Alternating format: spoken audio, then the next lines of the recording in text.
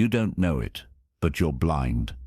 You don't know it, but you're blind, not physically, but mentally. Whenever you walk into a room, you hear voices, you see faces, but you never truly observe them. You think you're not revealing anything important when, in reality, you are. You assume everyone has their guard up when most of them don't. The worst part is, you believe you have the upper hand when you don't. But the problem isn't you. You've simply been conditioned to trust your instincts. But what if I told you that you could get anything from anyone without even asking? That you could extract every single secret without lifting a finger? That you could control situations without saying a single word? That's the power of observation. The power of observation. You might be thinking, kids observe and learn things too well. That's exactly why a toddler is a faster learner than you. Because while you're distracted, there's always someone out there watching you closely, analyzing every move. Someone like Ayanuki Kiyotaka. After studying more than 10 videos and reading the book What Everybody Is Saying by Marvin Carlins, I've identified the top 4 techniques to make you an expert at learning just by observing. But beware, this knowledge is powerful. Use it wisely and make sure you watch until the very end, because the last tip is the most critical. 1. Detach yourself from emotions. The first step to overcoming your blindness is detaching yourself from emotions. The moment you start observing others with emotions, you miss the bigger picture. Think about it. Remember a time you argued with someone. Instead of focusing on their words, their reasoning, you just focused on your anger. Maybe they were right, but you never even considered it. Or what about when you were talking to your crush? Instead of catching the subtle hints in her words, the ones that could have given you a real shot, you were too busy wondering, does she like me back? This is what separates you from someone like Ayanuki Kiyotaka. He never lets his focus get clouded by emotions. Instead, he seeks the true intentions behind every word, every action, even from those closest to him. Because remember, words can lie, but the body never does. So, how do you fix this? Next time you enter a room, just observe. Don't think about your friends. Don't focus on their conversations. Don't analyze their outfits. Just observe. And most importantly, don't feel anything. Even if you don't like what you see, don't react. Modern society has conditioned you to react to everything, but you're not an NPC, are you? So break free. Notice how people react when you start talking. Notice how they shift when someone cracks a joke. It's a proven fact that people tend to glance at their crush when they laugh. So if you just observe, you can easily figure out who's into who. Watch their talking patterns, see how they interact with everyone. It will reveal the strange reality of human nature. 2.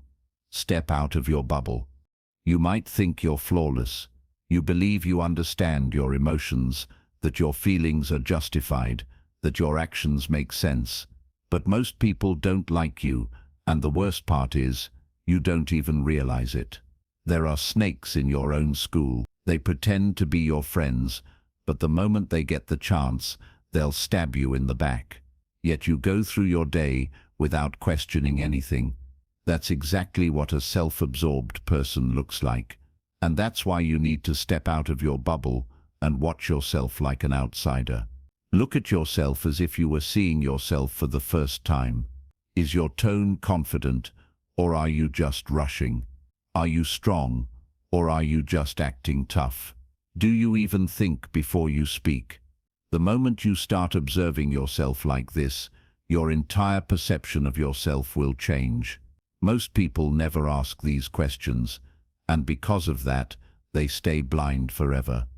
The CEO doesn't just think about what he says, he thinks about how he says it. One wrong move, and his entire company could collapse. So here's an activity for you. Act like you're someone else studying you. Imagine they're making a documentary about your life. How would you react? What would you do? Do you laugh at cringy things just to fit in? At first you'll realize something painful, that you've been a complete idiot doing things you never even wanted to do. But after that, you'll start making changes. Changes so that whenever you observe yourself, you feel proud, you feel better. Remember, 0% better is still 0, but 0.1% better every day makes you 36 times better in a year. 3. Control the silence. Most of you think silence is a conversation killer, so you try to fill the gaps with meaningless words, stuttering, awkward laughs.